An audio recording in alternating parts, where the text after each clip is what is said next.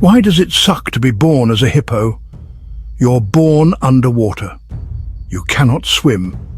You cannot float. You cannot even hold your own head up. If your mother is not paying attention, you drown before your first breath. But she does.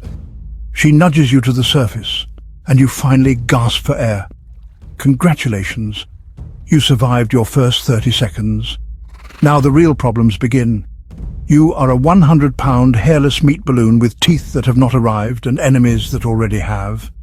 And in a few days, your own species becomes one of them.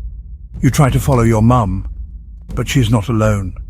She belongs to a herd, run by a 3,000-kilogram testosterone brick with teeth like sabers and a temper that does not need a reason. If you are a male, you're a future rival. That means you grow up under surveillance. The big bull tolerates you until he does not. When you get old enough to grow tusks, you stop being a baby. You start being a threat. And if you do not leave the group on time, he will rip open your ribs and leave you bleeding in the shallows.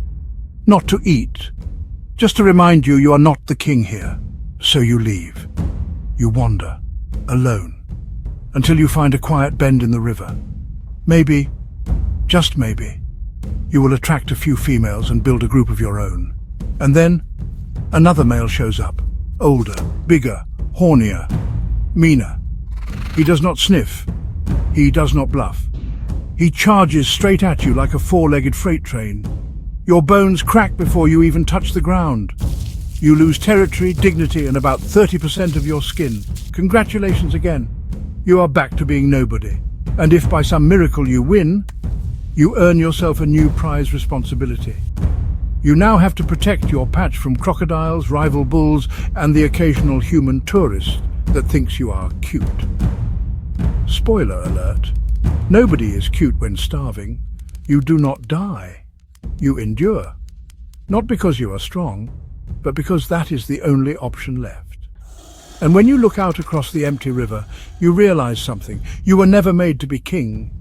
You were made to survive a world that does not care if you do. No trophies, no songs, just scars, sunburn, and silence.